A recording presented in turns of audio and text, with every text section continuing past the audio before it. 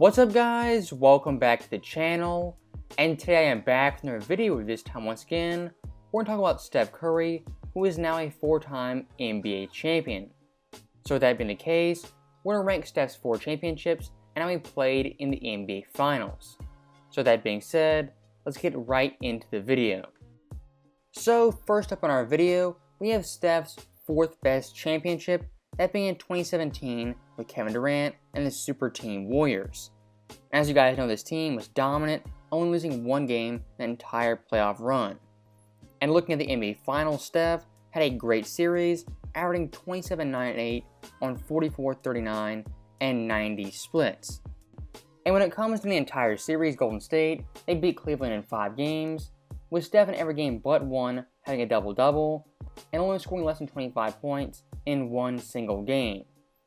And looking at the closeout game in Game 5 in Golden State, Steph in that game was simply fantastic, having 34 points, 10 assists, as well as 6 boards. And if you wanted to be very critical of Steph in this series, the one slight I could see is that he wasn't his team's best player. That would have been Kevin Durant, who averaged 35, 8, and 5 on 56% shooting. Steph for Golden State, he was still the most valuable player, but KD in this series was better and performed at a higher level. That's why I put this championship at number 4 on my list.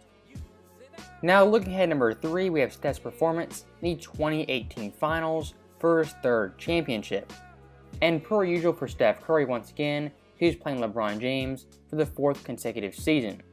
In this final series, averaged 28 points per game, 7 assists, as well as 6 boards on 40, 42, and 100 splits. Up till this point in Steph's career, you could argue this series was his best individual performance in the NBA Finals.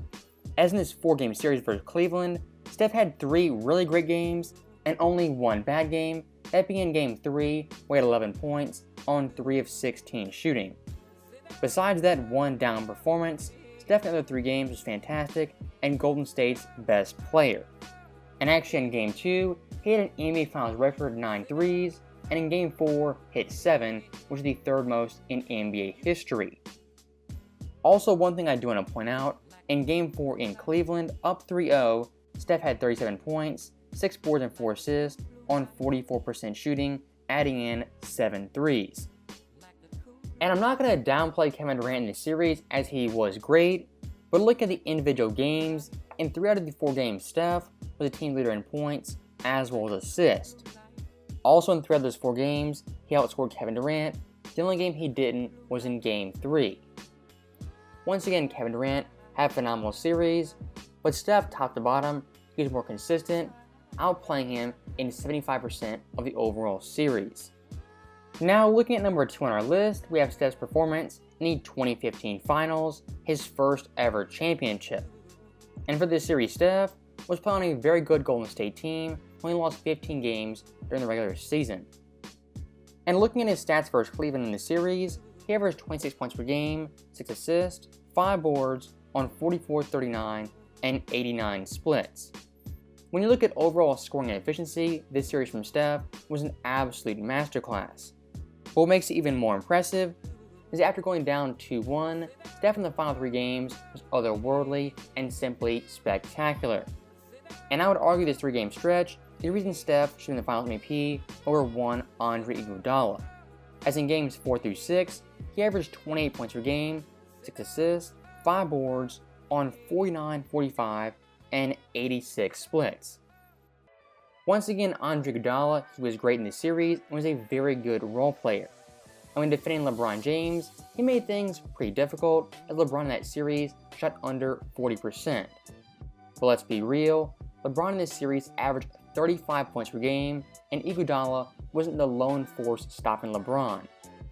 Now, we're looking at Steph Curry and his offensive explosion. In those final 3 games, he was off the charts, and no doubt outplayed one Andre Iguodala. And looking at Steph's best game in the series, that came in Game 5 in Golden State. I would say this Game 5 was the most pivotal and vital game in this series. And with that being the case, Steph as always stepped up, having 37 points, 7 boards and 4 assists, on 57% shooting, making 7 threes, and being perfect from the line.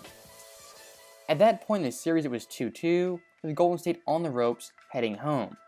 but after that explosion, Golden State had momentum and finished it off in Game 6 in Cleveland. Also, one point I do want to make is Steph in the fourth quarter in the series was fantastic, averaging a series high 10.8 points per game on 55% shooting and 50% from 3. Out of all Steph's final performances, his fourth quarter play in this series was the best it's ever been. And looking through NBA history, this is no doubt one of the best fourth quarter series for a player all time. Now, finally getting to the number 1 spot, we have Steph Curry in this year's finals, where he beat the Boston Celtics for his 4th championship and first ever finals MVP. And this series for Steph was an absolute masterclass, as in virtually every game he was fantastic and a sniper from deep. In total, averaging 30 points, 6 boards and 5 assists on 48, 44, and 86 splits. And really this series for Steph was the first time in his career he was by far the best player on either team in the finals. I mean, compared to Brown and Tatum, it wasn't even close. Those players compared to Steph aren't even in the same galaxy. And I would say for Steph, the first 4 games, he was automatic and out of this world, averaging 34 points on 50, 49, and 86 splits. He scored 43 points, 34, 31, as well as 29. And actually looking back at some of those games, he could have averaged more if they weren't blowouts and uncontested finishes. And like I've done all this video, I'm going to give Steph's teammates credit, as he had great players like Andrew Wiggins, Jordan Poole, Klay Thompson, Draymond Green, etc. But compared to his past NBA championship squads, like in 2015, 2017, even 2018, this team compared to those teams is not an all-time great or dominant team.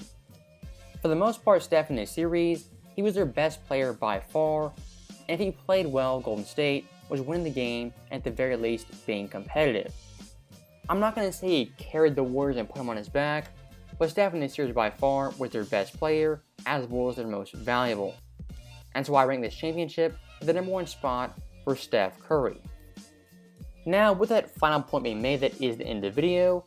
As always, thank you guys for watching, hope you enjoyed it. I'll see you guys next time.